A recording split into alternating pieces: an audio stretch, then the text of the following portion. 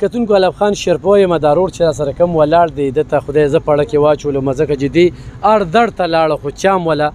غم ونه کړ موږ چې دا خبرې کوو د زړه د سوخت یې کوو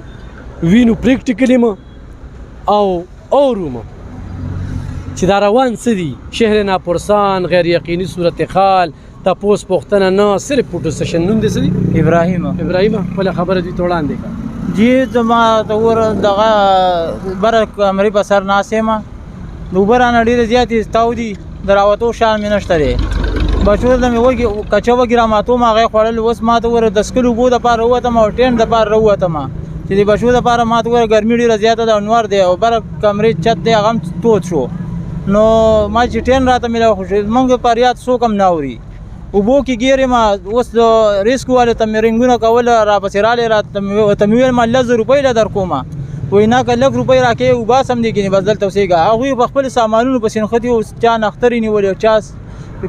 کورونه چا سره اوتي وو هغه تا سره دي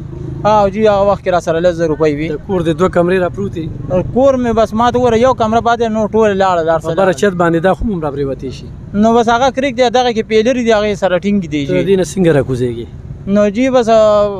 پړې ماشومان ونیسي او بس راځوړان شم راوښوېږم دې بیا په لرګو تې روزې بیا لرګي ټوټې دي په هغې باندې پړې مې تړلي او بس ډانګي را سره په هغې کې په مزه مزه را روانې وه د غاړو ته روزم په دې بچو دې داسې لوږه تېرېده چې لکه ته دلته یو ګاډي ولید او زر دې ورمنډه کړې ته وایې چې زه بچو له څه یوسم نو جی ما ویل چې 200 راته میلاو چې ځان سره خو یوالم ویسم که نه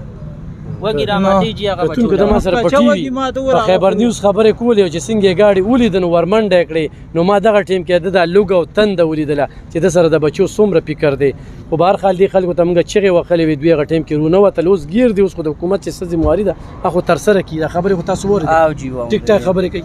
دړنه یې کوي که نه څه منافقت پکې دړنه بالکل جي دړنه خبرې کوي کچه وږي راماتې هغه بچو له راوړي تاسو واورئ د خبرې د انتظامیه ده د حکومت دی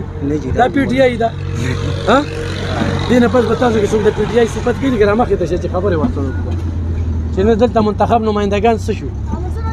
چې هغه د قوم فکر کوي چې دې وخت کې په دغه کې دی اوس به ته واپس دی ته وایې چې ماته یو خیمې ملی شو دوی په کمرو لګو زه هم چې دونه یو څادر را سره میلاو شي چې بس بره یې وتړم او